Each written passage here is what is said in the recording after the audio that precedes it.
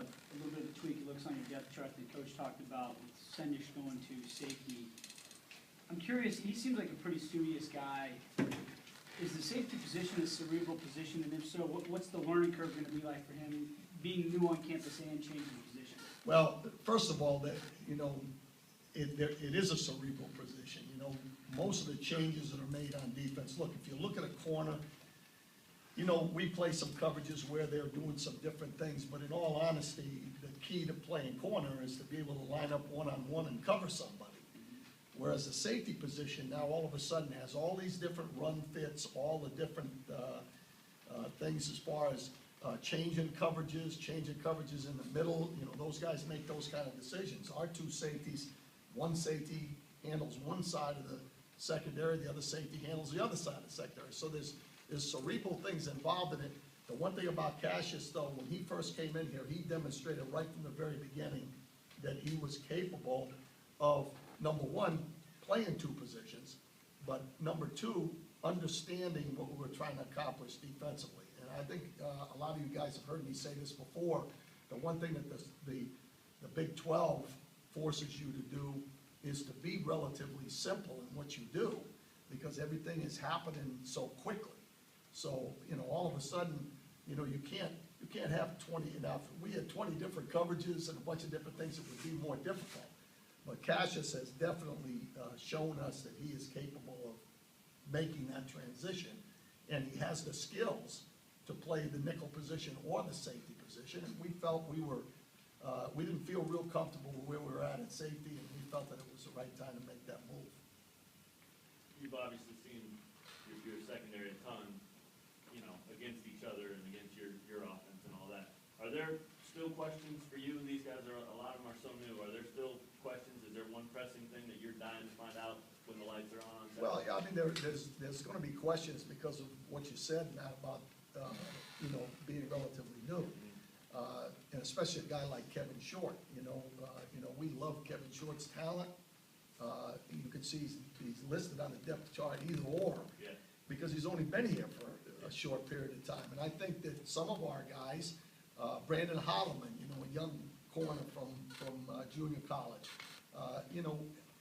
we feel we made some progress there, but until we get out there and we see the game action, I don't know that. I mean, there are some questions. Have you ever had it in your entire, I'm sure the answer is yes, since your coaching career spanned all kinds of places, but have you ever had a secondary where you didn't know if you had a guy who was out there and could handle game day leadership and take care of all that business, or do you feel like you do here? Well, very similar situation to when we first got to the Cowboys. You remember, we were 1-15. Yeah. So, we brought a bunch of new guys in there, and for the first couple of years, when we were kind of trying to turn that program around, we had a similar feeling. We ended up starting Larry Brown and Kevin Smith, two rookie corners. Yeah. After one 5 games, the other one after 11 games. And so, those guys proved relatively quickly that they were ready to go, and that we felt we could go forward with it. There's nothing like having a veteran crew, okay? But at the same time, I feel good about the guys that we brought in here as far as athletic ability, number one. And I think before you start anywhere, if you line up against the Oklahomas, the Texases, the people of this league, you better have some guys that can run and are decent athletes back there. And I think we've accomplished that part of it. Coach, you talked about your turnaround with the Cowboys. Coach Weiss is trying to do the same thing here and win more games. Do you think he's effectively changed the mentality towards expecting to win? Well, I will say this. From the day we've gotten here, that's been a major issue with us, starting from the fact that, it's been a while since Kansas has won. And, everybody in this organization, if we don't look at things from a positive standpoint and what direction we're headed, then it won't happen, because the players won't do it all themselves. The coaching staff has to be part of the process by feeling confident that the direction we're going is the right one. And I don't think there's any question that Coach Weiss has the right mentality and the right idea going forward. We won't know until we get going here how much progress we've made there. We feel really good. Hey, I don't feel like there's any football game that we will go into this year that we automatically walk out on the field thinking we're gonna lose a football game. I don't think that that's in our mentality. I think we got rid of some of the guys that looked at it that way. I think we have a group of guys now that feel very, very good that we're making progress, and you know, whether or not we win them all, I don't know that, but I know for sure that our guys will go into the ball game feeling like we've got a chance and that we're going forward in the direction we're going. Coach, Team South Dakota State played one game already. What have you seen from them as your quick scouting report? Well, you know, I think the one thing, you know, they're very strong up front.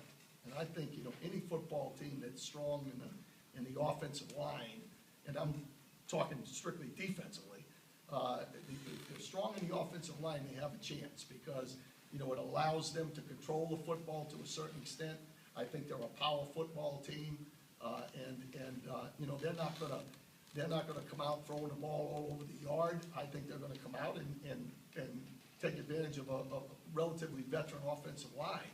And, you know, that always concerns you just from the standpoint, if they hold on to the ball and you're not able to kind of control that, then that limits the amount of time the offense is on the field for you. So I think this football team, they've got a veteran quarterback that you know, has shown that he can make some things happen with his legs, and you know, he threw for over 50% last year, in the 60% range, 56, 7%. And they've got a couple of power running backs, so I really think that they are, I think they feel better about themselves this year than they did last year, and that's gonna be a challenge for us. prior to coming here, you were in the professional level for a long time. What was the biggest learning experience last year? I really think this league is a learning experience for anybody. You know, the game is different. The game is faster paced. It's not as much, it's not as technique oriented. It's more on defense in this league. You have to learn how to survive. And that's part of the reason that we went and Coach Weiss did what he did in bringing in some junior college guys that, to where we could get more depth. Because to play in the league, you can't, hey, I'll be honest with you, we ran out of gas in the fourth quarter a number of times last year on defense, in my opinion. And part of that was because I was reluctant to play backup guys. And I don't think that you can go through a season in this league and play a starting 11 guys for 60 minutes of every game. It won't happen. It's too fast. The stamina is a factor, and you've got to be able to play some young players. And that's one of the things that I learned last year, that we have to be able to put those guys out on the field, and we've got to have some guys that we feel confident with. So when you look at our roster, there's a number of guys with some experience now in the backup roles, and we've got to play those guys. That's probably the biggest single thing that I've gotten out of the first year here. And it's not that way in the NFL. You know, you play your starting guys, and that's it. You know, and you don't fool around with the other guys unless you have to. What are some of the things can you describe Samson Fiat-Feely as a player, some of the things he allows you to do? I'm sorry, would you say that? Samson Fiat-Feely and some of Yeah. the things he can do as a player, some Yeah, of the versatility you know, he has. Samson, we're real pleased with Samson, what he brings to the table. I think you've got more size there. You know, he's a more physical player than we've had. He can rush the passer. He's got some speed, and he plays with an awful lot of passion. And that's something that you can't put a number on, you know, as far as how important it is, and especially with a team that's just starting and trying to take the next step forward. And Samson brings that to the table. I'll say that he's as passionate about the game of football, and we want guys out there that love the game and want to play and are competitors, and I think Samson brings that to the table. Were you surprised at all with what you got? I'm sorry? Were you surprised at all with what you got from Samson when he came in here? Not really. You know, one thing that we, I hope we did a good job with is, you know, when you go out and study guys and you make a decision the type of guy you want in your program, you know, you see some of the qualities that, you know, that make your team better. And remember, this is a process, and I hate to use that word because everybody uses it, but it's the truth. It's a process of improving your position player by player. It's not about all of a sudden, you've got 11 new guys, and all of a sudden, you're gonna go from 1-11 to 11-0, or 12-0. You have to improve by kind of leaps and bounds, and Sampson, we felt, would bring that competitive spirit and that excitement, and his physical presence would help us at that position. I think he's shown that since he's been here. Does Cassius remind you of anyone you've coached? You know, we always like to ask you to do that. Dion never comes up for obvious reasons, but is there anyone in your past that he's kind of like, or is he pretty unique? Well, I mean, I think he's a little bit unique. You know, there's a size difference in some of the guys that I would compare him to. We had a guy, Darren Woodson, in Dallas that was our starting safety and was also our starting nickel on third down. And, you know, that's kind of hard to do, harder to do in the National Football League than it is here because of the numbers of snaps that you have to take, and those guys that are playing slot receiver up there, you know, to have a 218-pound safety playing nickel and being able to run well enough and be athletic enough, that was a unique situation in itself. But Cassius has that ability. He's got corner ability, he's got safety smarts, and he's physical. So you put those things together, and that's the type of player he is. He can play a number of different positions, and I think do it relatively easily because of his mental capacity. Are he and Victor similar in that way, or is Victor a different animal You altogether? know, Victor's a different guy. You know, first of all, you know, he went from a safety to a linebacker, and now he's kind of a hybrid. You know, and which is great. Victor has had an excellent camp, in my opinion. I think the lights turned on for him. That you know, sometimes guys, when they don't feel like they're going to have a chance to play a lot, it's just human nature that you don't get the most out of them. Unfortunately, you'd like to think that all your guys have the, you know, that ability to crank it up no matter where they're on the depth chart. But Victor, since he's gotten a feel for where he's going to get some playing time, all of a sudden the lights turned on with him, and he's a physical guy with speed. So all of a sudden he's more along the Woodson line from the size to be able to cover guys, you know, having been a safety, and then now also being able to support on the run, which is really important in this league. And he has shown, I think he's made strides, really good strides. Coach, can you describe Ja'Cory Shepherd's transition from wide receiver now to the top cornerback spot? Yeah, I'm pleased with Ja'Cory. Ja'Cory, I had some questions at the end of last year. You know, we threw him in there in the middle of the season, basically, towards the end, but in the middle of the season. And, you know, the mentality of a receiver, not every receiver, but a lot of receivers, is not the same mentality as a corner or a guy on defense is with the hitting part of it. And I didn't know for sure whether or not he was had a true receiver mentality or whether or not he could make the transition.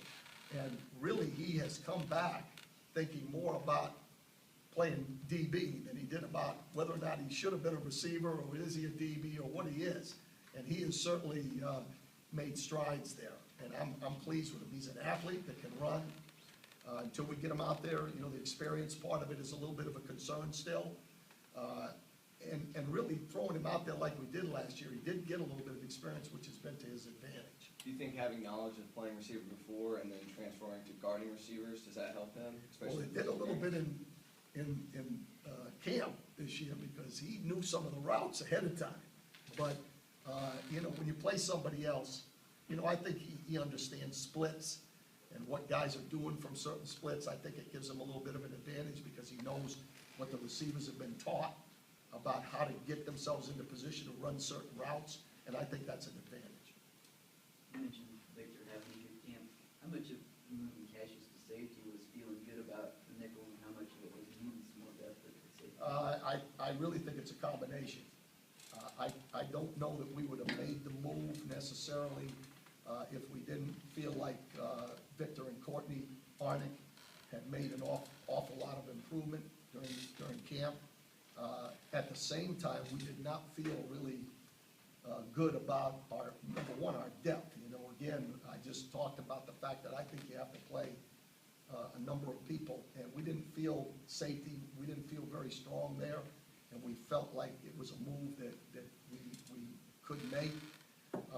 It also, you know, the safety position, obviously, if we're not strong there, it results in touchdowns.